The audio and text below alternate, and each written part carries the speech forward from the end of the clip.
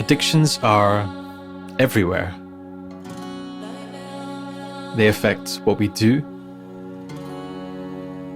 how we behave, and interact with the world. And if we're honest, we're all addicted to something. So a client recently said to me that they were judging other people for their addictions without acknowledging how much their own addiction was affecting them. And it got me thinking about making this video because I think it's a relevant point.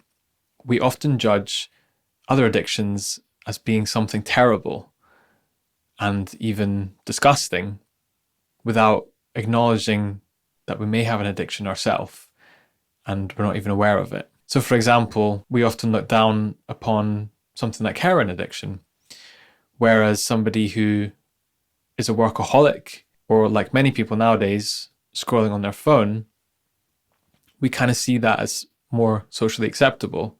And I think some of the reasons for that is because somebody who has a drug addiction, it can greatly affect their behaviour, what they do, how they act, and even their appearance. And we may feel frustrated or angry at them, or again, like disgusted. Also, those kind of addictions may scare us and they're not really relatable, especially if you didn't grow up in that kind of world. So they feel very far removed from what we experience and what we know. Whereas somebody who works all the time, that's often praised, right? They're a go-getter. They're very driven. And people that scroll on their phone, well, that's completely normalized. Almost everybody does that these days. And on the surface level, it may appear like they're not affecting the person much. But if somebody's prioritizing work over their health, then that is impacting them. And likewise, if somebody's scrolling 6 hours a day on their phone, it's going to be impacting their focus and their concentration, and likely they're avoiding things that they actually want to do. So that kind of brings me onto the nature of addiction. And it is complex. There are psychological, societal, and biological factors. But I want to focus a little bit on something that is often overlooked.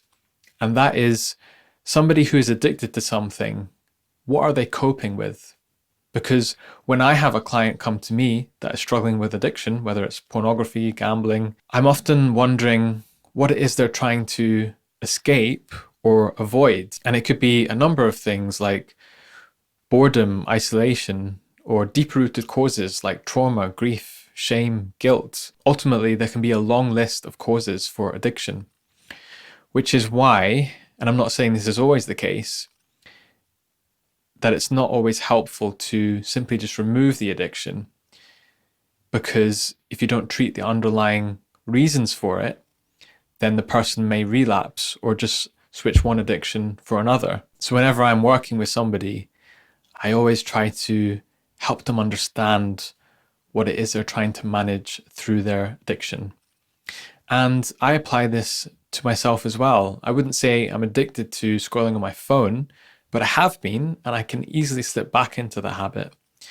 But even if I just catch myself for 20 minutes or something scrolling and scrolling, I ask myself, what am I avoiding or escaping from? And quite often it's something difficult, like making this YouTube video, because it takes a lot of time, energy, and effort. So my brain is saying, don't do that. Look at your phone, zone out, and get some dopamine. But ultimately, I'm just procrastinating something that I need to do. So the next time you catch yourself in your addictive habit, ask yourself that question. What am I avoiding, or what am I escaping from? Not only does this help you to understand yourself better, but also why other people get caught up in addiction. And then this helps you to approach yourself and other people with more compassion as opposed to judgment. I hope you got something from this video, and I'd love to hear your comments down below about addiction, whether you're facing it yourself or know somebody who is. If you like this kind of content, please feel free to stick around for future videos. Have a great week ahead, and I'll see you next time.